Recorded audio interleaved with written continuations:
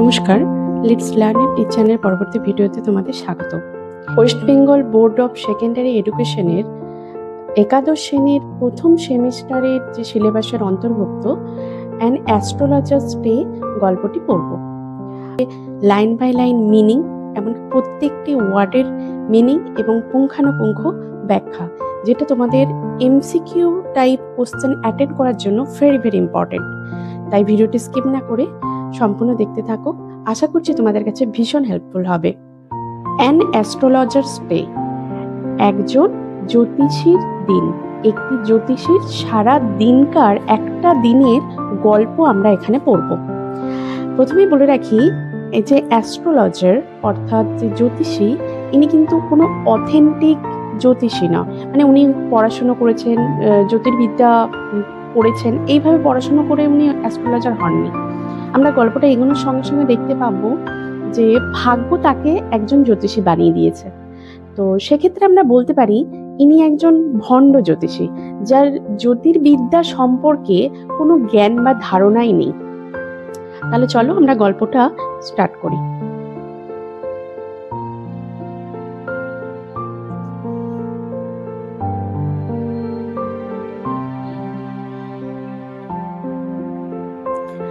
An astrologer's day, এই গল্পটি নেওয়া হচ্ছে the famous Indo Anglian writer R K. Narayan, যার পুরো নাম রাসিপুরনাম কৃষ্ণস্বামী আয়ার নারায়ণের স্বামী, যিনি একজন ইন্দো অ্যাংলিয়ান রাইটার।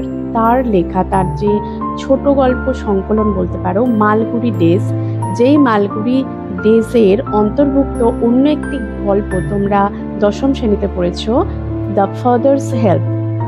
দশম শ্রেণীতে পড়েছো, ফাদার্স হেল্প নামক গল্পটি নেওয়া হয়েছিল। সেই মালগুড়ি ডেজ থেকেই তোমাদের একাদশ শ্রেণীর অ্যান অ্যাস্ট্রোলজার্স ডে এই গল্পটিও নেওয়া হয়েছে।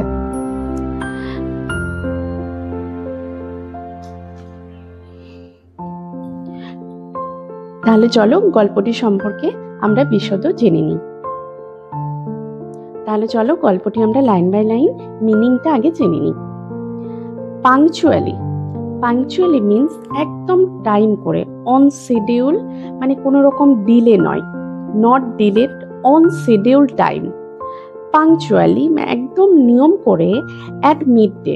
অ্যান অ্যাস্ট্রোলজার্স ডে, এই গল্পটি নেওয়া হচ্ছে the famous Indo Anglian writer R K. Narayan, যার পুরো নাম রাসিপুরনাম কৃষ্ণস্বামী আয়ার নারায়ণের স্বামী, যিনি একজন ইন্দো অ্যাংলিয়ান রাইটার। তার লেখা, তার যে ছোট গল্প সংকলন বলতে পারো, মালগুড়ি ডেজ, যেই মালগুড়ি ডেজের অন্তর্ভুক্ত অন্য একটি গল্প শ্রেণীতে পড়েছো, ফাদার্স হেল্প নামক গল্পটি নেওয়া হয়েছিল। সেই মালগুড়ি ডেজ থেকেই তোমাদের একাদশ শ্রেণীর অ্যান অ্যাস্ট্রোলজার্স ডে এই গল্পটিও নেওয়া হয়েছে। তাহলে চলো গল্পটি আমরা লাইন বাই লাইন মিনিংটা আগে জেনে নিই। পাংচুয়ালি, পাংচুয়ালি মিন্স একদম টাইম করে, অন শিডিউল মানে কোনো রকম ডিলে নয়, not delayed, on schedule time. Punctually একদম নিয়ম করে, at mid day, mid day অর্থাৎ দুপুরে। মিড ডের সমার্থক শব্দ আমরা বলতে পারি নুন, হাই নুনও বলতে পারি, নুন। হি ওপেন্ড হিজ ব্যাগ, সে তার ব্যাগটি খুলতো, অ্যান্ড স্প্রেড আউট মানে ছড়িয়ে দিত, হিজ প্রফেশনাল ইকুইপমেন্টস, তার প্রফেশনাল মানে জীবিকার জন্য প্রয়োজনীয় ইকুইপমেন্ট, ইকুইপমেন্ট মানে সরঞ্জাম। ইকুইপমেন্টের সিনোনিমস আমরা টুলস বলতে পারি, প্যারাফার্নালিয়া বলতে পারি, যেটা পরবর্তীকালে ঠিক সেম ওয়ার্ড প্যারাফার্নালিয়া ওয়ার্ডটা তোমরা পড়তে গেলে পাবে। তো সে তার যে জীবিকার প্রয়োজনীয় সরঞ্জাম সেইগুলো ছড়িয়ে ছিটিয়ে বসতো, তার ব্যাগের ভেতরে ছিল, ব্যাগটা থেকে বার করে ছড়িয়ে ছিটিয়ে বসতো। কখন, সময়টা কখন, ঠিক মিড ডেতে। এগুলো এমসিকিউর জন্য ভীষণ ভীষণ গুরুত্বপূর্ণ। মিড ডেতে, মধ্যাহ্নে, এবং সেটা সে নিয়ম করে, কোনো টাইমের গন্ডগোল হতো না, কখনো এধার ওধার হতো না, ঠিক সময় করে মিড ডেতে সে তার ব্যাগপত্র নিয়ে বসতো, যেমন ইউজুয়ালিতে সে বসে যেই সময়ে। হুইচ কনসিস্টেড অফ, যার মধ্যে কি কি ছিল, তার ব্যাগের মধ্যে তার যে প্রফেশনাল ইকুইপমেন্ট ছিল, প্রফেশনাল ইকুইপমেন্টের মধ্যে কি কি ইনক্লুডেড ছিল। কনসিস্টেড অফ মিন্স ইনক্লুডেড, ইনক্লুডেড ছিল অন্তর্ভুক্ত কি কি ছিল।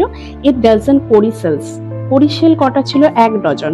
এমসিকিউতে হয়তো তোমাদের এরকম আছে যে এ ডজন বলে নেই, সেখানে 12 লেখা আছে, সেটাকেই তোমাদের কিন্তু আনসার করতে হবে। এ ডজন অর্থাৎ 12 বরিশালস এ স্কোয়ার পিস অফ ক্লথ, একটা চৌকো, স্কোয়ার মানে বর্গাকার পিস অফ ক্লথ, একটা বর্গাকার কাপড়ের টুকরো, উইথ অবসকিউর মিন্স অস্পষ্ট।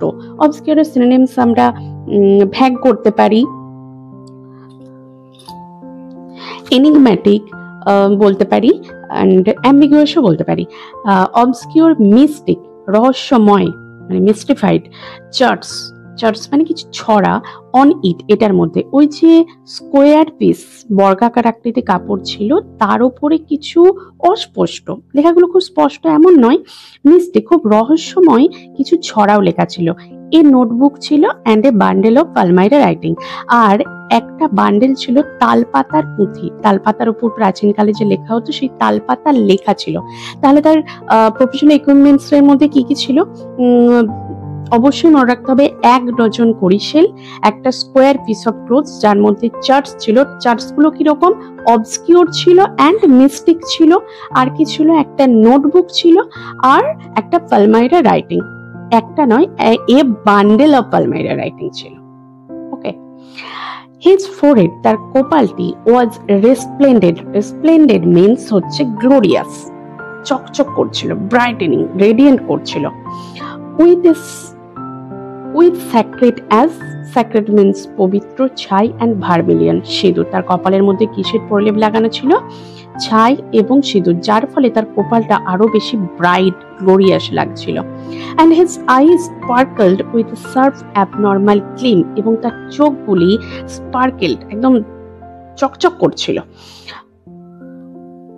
উইথ এ শার্প একটা তীক্ষ্ণ, অ্যাবনর্মাল অস্বাভাবিক গ্লিম ছটা, তার চোখের দৃষ্টিটা, তার চোখের যে দৃষ্টিভঙ্গি সেটা কিন্তু নর্মাল ছিল না, অ্যাবনর্মাল, একটা অস্বাভাবিক ছটা বেরিয়ে আসছিল, নর্মাল মানুষের যেটা হয় না। হুইচ ওয়াজ যেটা ছিল, রিয়েলি প্রকৃতপক্ষে, অ্যান আউটকাম একটা বহিঃপ্রকাশ, অফ এ কন্টিনিউয়াল সার্চিং অনবরত খোঁজ, লুক ফর কাস্টমার্স তার খরিদ্দারকে খুঁজছে, তার যে খদ্দের ক্লায়েন্টসের খোঁজ করে যাচ্ছে সবসময় চোখের দৃষ্টি দিয়ে। বাট কিন্তু হুইচ হিজ সিম্পল ক্লায়েন্টস, কিন্তু তার সরল সাদাসিধে যে খরিদ্দার, তারা টুক two B A prophetic light, এটাকে মনে করতো কোনো দার্শনিক ছটা, তার যে চোখের দ্যুতিটা, তার চোখের দৃষ্টিটা, সেটাকে মনে করতো, তারা নর্মাল ভাবে নিত, তারা ভাবতো ভীষণ বিজ্ঞ কোনো একজন মানুষ বসে আছে এবং তার চোখের দৃষ্টি, অতএব তার দৃষ্টির মধ্যেই কোনো পজিটিভিটি আছে, এরকম সে ভীষণ কিছু দেখতে পাচ্ছে ওই চোখ দিয়ে। অ্যান্ড ফিল কমফর্টেড, এবং যখন ওই মানুষটির অর্থাৎ ওই অ্যাস্ট্রোলজারের চোখ পড়তো কোনো ক্লায়েন্টসের দিকে, সে ভাবতো, সে ভীষণ কমফর্টেড ফিল করতো, ভীষণ তৃপ্ত হতো, এরকম মানে একটা ভালো দৃষ্টি যেন আমার উপর পড়লো। The power of his eyes was considerably enhanced by their position. The power of his eyes, তার চোখের যে শক্তিটা, ক্ষমতাটা, এই যে চোখের ক্ষমতাটা was considerably enhanced means increased, বর্ধিত হতো, by their position, তাদের অবস্থান যেখানে আছে সেই জায়গাটাও তার চোখের যে ক্ষমতাটা, চোখের যে পাওয়ার, সেটাকে আরো বর্ধিত করত। The power of his eyes, তার চোখের দৃষ্টিগুলো, was considerably enhanced means increased, বর্ধিত হতো, by that position, তাদের যে অবস্থান, তার চোখগুলো কোথায় অবস্থান করছে, তার অবস্থানটাও চোখের ক্ষমতাটাকে যেন আরো বাড়িয়ে দিত। অবস্থানটা কোথায় আছে?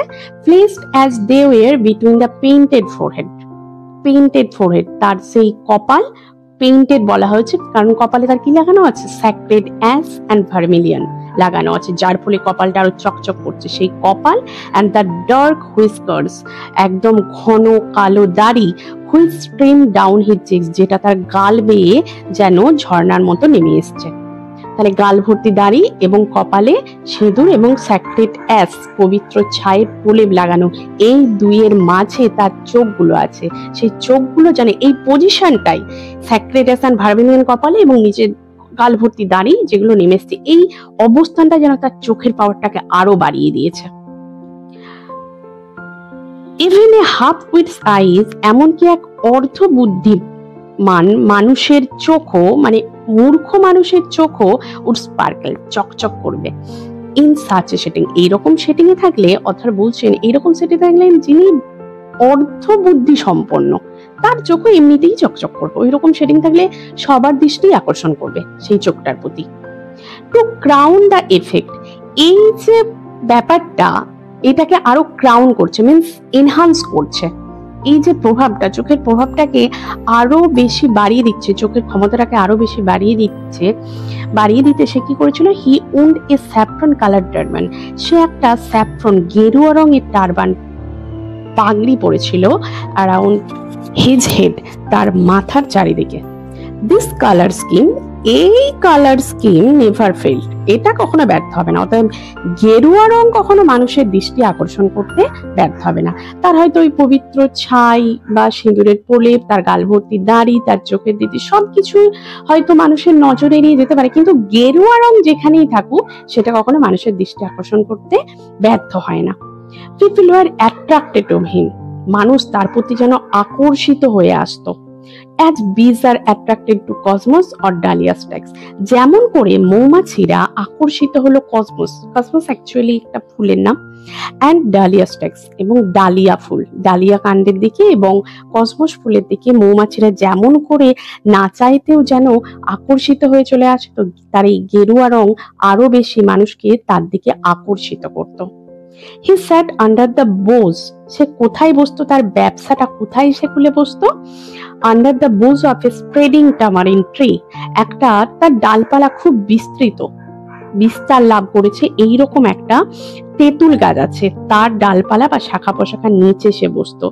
Which flanked a path, flanked means edged, a path running through the town hall park, ঠিক তার পাশ দিয়ে একটা রাস্তা চলে গেছে, এবং রাস্তাটা কোথায় গেছে? টাউন হল পার্ক পর্যন্ত। It was a remarkable place, এটা ছিল একটা খুব স্মরণীয় জায়গা, মানে জায়গাটা কেউ যদি একবার যায় সে জায়গাটা ভুলবে না, এরকম খুব মনে রাখার মতো জায়গা। ইন মেনি ওয়েজ, অবশ্য তার অনেক কারণও আছে যে কেন জায়গাটাকে মনে রাখবে, মনে রাখার অনেক কারণ আছে। কারণগুলো কি কি দেওয়া আছে? এ সার্জিং ক্রাউড, সার্জিং মিন্স মানে সার্জিং মিন্স ওয়েভিং করতে পারি, ওয়েভিং ক্রাউড, একটা ক্রমবর্ধমান ভিড়, was always moving up and down this narrow road morning till night, সব সময় একটা ভিড়, ক্রমবর্ধমান ভিড়, আর অলওয়েজ, সর্বদা, মুভিং আপ অ্যান্ড ডাউন, ওইখান থেকে চলাচল করতো, দিস ন্যারো রোড, এই সংকীর্ণ রাস্তা দিয়ে, মর্নিং টিল নাইট, সকাল থেকে রাত পর্যন্ত। এ ভ্যারাইটি অফ ট্রেডস, বিভিন্ন ধরনের ব্যবসা অ্যান্ড অকুপেশনস, জীবিকা, ওয়াজ রিপ্রেজেন্টেড, উপস্থাপিত হতো, অল অ্যালং ইটস ওয়ে, ঠিক রাস্তাটা চলে গেছে, রাস্তার দুই দিকে বিভিন্ন পেশার মানুষ, বিভিন্ন জীবিকার মানুষ তাদের পেশা বা জীবিকাটা নিয়ে ওখানে ব্যবসা করতে বসতো। সেখানে বিভিন্ন পেশার বলতে কি কি পেশা ছিল? মেডিসিন সেলার্স ছিল, sellers of stolen hardwares and junks, stolen hardwares মানে চোরাই মাল যেটাকে বলে, চুরি করে এনে ওইখানে বিক্রি করতে। জাঙ্কস, জাঙ্ক মানে ভাঙা ফুটো, মানে রিজেক্টেড কিছু জিনিসপত্র ওখানে হয়তো সারাই টারাই করে বিক্রি হতো। ম্যাজিশিয়ানস ছিল, অ্যান্ড অ্যাবাভ অল, এবং সর্বোপরি an auctioneer of cheap clothes, auctioneer means হচ্ছে নিলামকারী অফ চিপ ক্লোথস, মানে সস্তা জামা কাপড়ের একজন নিলামকারীও ওখানে ব্যবসা করত। হু ক্রিয়েটেড এনাফ দিন, যে তৈরি করত যথেষ্ট দিন মানে ব্যবসায়িক চিৎকার, যেমন কোনো ফেরিওয়ালা যদি পাড়ায় এরকম আসে, কেউ চুরি বিক্রি করতে এসে, তো চুরি চাই এইভাবে বলে একটা চিৎকার করত, তার ব্যবসায়িক ডাক। যদি আইসক্রিম বিক্রি করতে, আইসক্রিম চাই, এইভাবে একটা চিৎকার করে না, তো সেটাকে বলা হচ্ছে দিন, ব্যবসায়িক দিন। অল ডে, সারা দিন চিৎকার করতো, to attract the whole town, যেন সমস্ত শহরটাকে সে নিজের দিকে আকর্ষিত করে ফেলবে। নেক্সট টু হিম, তার পাশেই, in vociferousness came a vendor of fried groundnut, ভাজা বাদাম, নট কাঁচা, ভাজা বাদাম, ঠিক তার পাশে একটা ভেসিফোরাসনেস মানে খুব হইচই করতে করতে একটা বিক্রেতা আসতো, ভাজা বাদাম বিক্রেতা। নেক্সট টু হিম, তার পাশে মিন্স কিন্তু এখানে অ্যাস্ট্রোলজারের পাশের কথা বলা হয়েছে। Who gave his war means business, তার যে ব্যবসাটাকে দিত, এ ফ্যান্সি নেম, খুব মজাদার কাল্পনিক নাম দিত ইচ ডে, প্রত্যেক দিন। তার ব্যবসাটাকে মানে বাদাম বিক্রেতা, বাদাম চাই এইভাবে বলছে না, তার বাদামের ব্যবসাটাকে সে বিভিন্ন রকম নাম দিচ্ছে। নামগুলো কেমন? কলিং ইট বোম্বাই আইসক্রিম, কোনদিন বলছে Bombay ice cream, one day and on the next Delhi almond, আবার কবে বলছে দিল্লি আমন্ড চাই, দিল্লি আমন্ড, কবে বলছে বোম্বাই আইসক্রিম চাই, এখানে বোম্বাই আইসক্রিম পাওয়া যাচ্ছে বা কে নেবে বোম্বাই আইসক্রিম, এরকম। Almond and on the third Raja's delicacy, আবার বলছে রাজাস ডেলিকেসি পাওয়া যাচ্ছে এখানে, মানে বিভিন্ন মজাদার নাম দিত তার ক্রেতাদের আকর্ষিত করার জন্য তার দিকে। And so one and so fourth, এইভাবে পুনরাবৃত্তি হতে থাকতো। And people flock to him, মানুষজন তার দিকে যেন ঝাঁক বেঁধে আসতো। মানে অ্যাকচুয়ালি ওখানে যে বাদাম বিক্রি হচ্ছে, কমন পিপল সেটা তার যে ব্যবসায়িক সারা কেউ যদি দূর থেকে শোনে সেটা সে বুঝতেই পারবে না ওখানে বাদাম বিক্রি হচ্ছে। এরকম একটা মিস্টেরিয়াস নাম শুনে অবশ্যই সেখানে সে গিয়ে দেখার চেষ্টা করবে যে রাজাস ডেলিকেসি আবার কি, দিল্লি আমন্ড আবার কেমন। তো সেখানে অবশ্যই সেইভাবে তার ক্রেতাদের আকর্ষিত করতো।